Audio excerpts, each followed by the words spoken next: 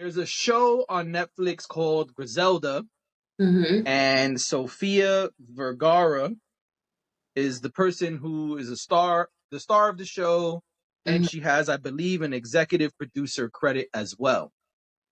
Yes. Well, Griselda, the real life woman, has a son.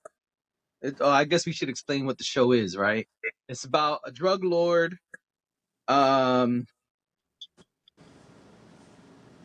It's about a drug lord named Griselda Blanco, and it says here Sofia Vergara and Netflix are being sued by the son of Griselda Blanco over their portrayal of the late Colombian drug lord in a new limited series. So that's the lawsuit that's happening. Griselda Blanco's son is suing her and Netflix. Interesting. Over the show. Yeah, I thought it was interesting, and more so, I thought it was interesting because off pod, you and I have discussed multiple times how these shows work and like how does this go behind the scenes when someone who has a famous story or is popular and they do these like reenactment shows, limited series about them. We've discussed that a lot off pod, and we've always wondered like how does this go? Do they get paid? Do they not get paid? Is permission granted? Is permission not granted? Do you need permission? And we have not always been able to find those details about the shows. It's actually the opposite. We're often not able to find any details. And so there are some details here that I think are interesting and we can kind of discuss. Yeah. So it's always it's always a toss up because some of them do get paid for their story. Like this is not necessarily a reenactment, but Billy McFarland, who is probably most infamously known. He's infamously known for a lot, but in recent years, the Fire Festival. Yep. I believe Billy was paid to do those documentaries that he was a part of because he was very much a part of the documentaries. Right. And then there was the story, now something more similar to the Griselda thing, was the story of Anna Delvey. Anna Delvey was the one who pretended she was rich and was like trying to live a socialite lifestyle, right, and kind of got in over her head and succeeded and racked up a bunch of hotel bills and things like that and landed herself in jail. But she was paid by Netflix. Okay. In fact, she can't touch the money, but she was paid by Netflix. So it really just depends, which then makes you think, well, I guess it's not that weird that he decided to sue if they didn't try to involve him. Right.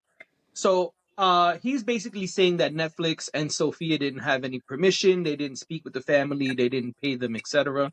Yeah. What I thought was more interesting was the response that was publicly given. So it says here, Eric Newman, creator and executive producer of Griselda, told Today.com, quote, I dealt with similar suits from Pablo Escobar, his family, during the making of Narcos. I tend not to think much about them. It just feels a little bit unsurprising and kind of comes with the territory. Mm-hmm. And I thought that was really interesting. What's more interesting is there's a lawyer who said something that I thought was prevalent here. And the lawyer is Albert Soler, a partner with NYC-based law firm. Oh, who cares? I don't care about that part. But he said to Fox News Digital that these type of lawsuits are rather common. The same types of suits took place in connection with various shows depicting the late Pablo Escobar. The main issue is that family members and the estates want to protect their loved ones from unflattering depictions and profit from their own projects and books, for example. Mm-hmm. He went on to say, however, and this is the part I think is the most interesting, However, a producer typically does not need permission from the subjects Right. of their estates for these types of projects. Nonetheless, obtaining life story rights is always the best practice in these situations. And Right. so, Oh, sorry. well, he just kept going, and it's more of what we're saying. So he says, when the subject of a show or documentary is a public figure, like Griselda Blanco, there are fewer protections, and the First Amendment offers protection for shows of this type that portray Griselda and her life. That's what I thought was really interesting, that they're basically saying, well, if you're a public figure, we could do whatever. Yeah, I could do a documentary about Beyonce, and it would be. I mean, she would. I think she has lots of things in place to make sure we don't make documentaries about her. But I'm Yeah. just saying, if I wanted to make something, I could create it, and maybe she's not the best example, but just think about somebody who's a lot more public. Like, I don't know, Mayor Adams, Mayor of New York. I make a documentary about him.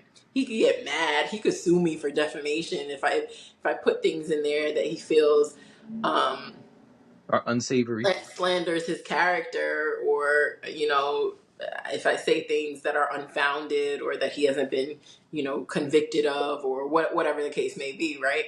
But I could do it, and it wouldn't. I mean, what would be?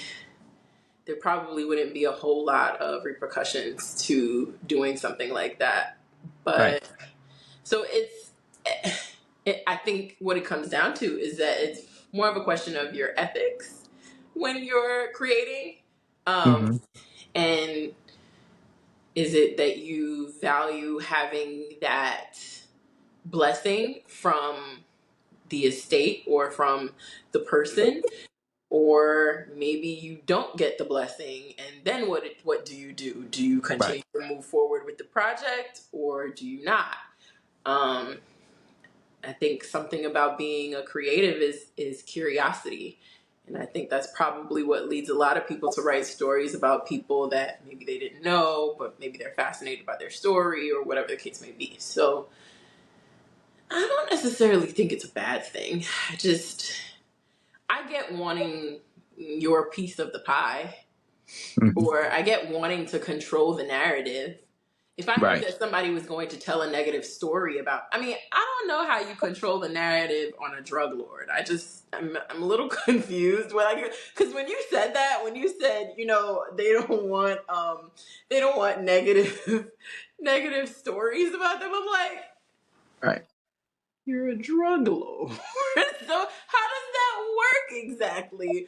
Right. But but of course, wouldn't I want to control the narrative if I felt like someone was going to go and say heinous things about me and it was going to be out there in the public? And people who are watching, lay people don't really try to decide the difference between what's real and what's not. No, no, of Most course people not. just watch it and they're like, "Oh my gosh, Dion did that," Right. like. So I need to say my name, but so so, so it's kind of like I get it, but also at the same time, there's not a whole lot you can do about it. Yeah, I thought it was interesting. We've discussed this a lot off pod. Yeah. More and more of these types of shows have been coming up, and I Mhm. thought that was really interesting that we have both a creator speaking on it finally and an attorney speaking on about it. And this is a business matter, so this is actually, Yeah. I was actually reading from Fox Business section. Mhm. So I think it's really interesting. I think it's a twofold conversation. I see the creator side of, hey, I kind of want to discuss these things and, you know, bring things to light or even create stories around this person, Yeah. this public figure. But I also see the other side where it's like, well, this is a person, sure, but they still have a legacy, they still have a family, they still have kids, and people want to get paid. So Right. I guess as far as the business goes, I guess it depends on what you think is more valuable. Is it more valuable to do the show or movie and risk the lawsuit, or is it more valuable to pay them out front and then not have anything to worry about. But And I guess that depends on the network putting the show out, the people who created it, the person who has the story and what their lineage has left, because it may be like, oh yeah, they got an old uncle and that's it. We're not going to pay the old uncle. But maybe they got, the Brady Bunch out there, and you want to make sure you got permission from the Brady Bunch. And the person with the story will not always say yes. And I Right. think that's where it's like, You run the risk. yeah, and Mm-hmm.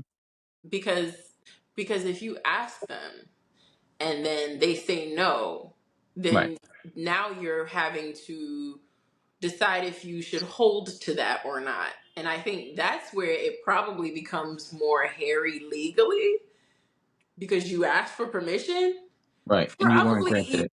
Exactly. Probably easier. And I'm not saying I don't think it makes it illegal, but I think it muddies the waters a little bit if you go to them and you ask them versus if you just do it and then hope for the best. And I also think, and we've been talking about this with biopics, are we getting the real story when other people are involved? Like sometimes having the story come from a third party helps in terms of the things that are not. For example, there was a few years ago, there was a docuseries about the FBI director while during Trump's presidency. It was called Comey Rule. Now, I'm not saying everything that was in Comey Rule was completely accurate, because we know when you're watching a drama, they dramatize it, so everything might not be correct. However, we probably got a more accurate depiction of what happened from the perspectives of the people who were involved versus if they spoke to Trump and asked Trump what happened. I got you. So sometimes it benefits us as the audience in terms of getting an accurate story. But that also takes a lot of work and a lot of involvement with maybe parties that were around the person, right, rather than, maybe that person directly. So it's a catch. Yeah, like in the Whitney doc, you could see who, not the Whitney doc, in the Whitney biopic, you can see who was involved and how their relationship was with her. Right, exactly. So, and it all comes down to perspective too, because when you're talking about things like Whitney, or remember how we were talking about the Michael biopic that's coming out, if his family is involved, obviously they're going to want to paint him in the best light. But maybe the reality of the situation is he wasn't always the nicest guy, or he didn't always do the right thing. Then how do we get that part of the story? Right. I'm not necessarily saying that you always need to see bad things about somebody. I think it's less about negative and more about authenticity. Right. Yeah. That's the whole thing. We want the authentic version of whatever it is we're watching. Yeah. So really interesting. I'm curious to see what happens, though. I want to know if they have a case. I guess we'll see, because it doesn't seem like the lawyer's too worried, or the creator in that story. And again, if you are a drug lord, what is it that you? How do you paint a drug lord in a positive way? We don't know what the person did outside of that job, quote unquote. You don't know. It could be a situation like Bumpy Johnson, where they were doing a lot of good things for the community, even though they were a quote unquote criminal. So it depends on. I don't know her story. I can't really say this or that. I also didn't watch the show yet. Maybe I will. I was gonna ask you if you're gonna watch it. Maybe. I was already thinking about it before I heard about the lawsuit, but I don't watch a lot of shows, so there's that. But I didn't watch it either to be able to sit here and say, oh, they did this thing over here that they shouldn't have done that, or they highlighted this part of her life too much. I don't know her story, and I didn't see it, so Mm-hmm. I can't really comment on that part. Okay, makes sense.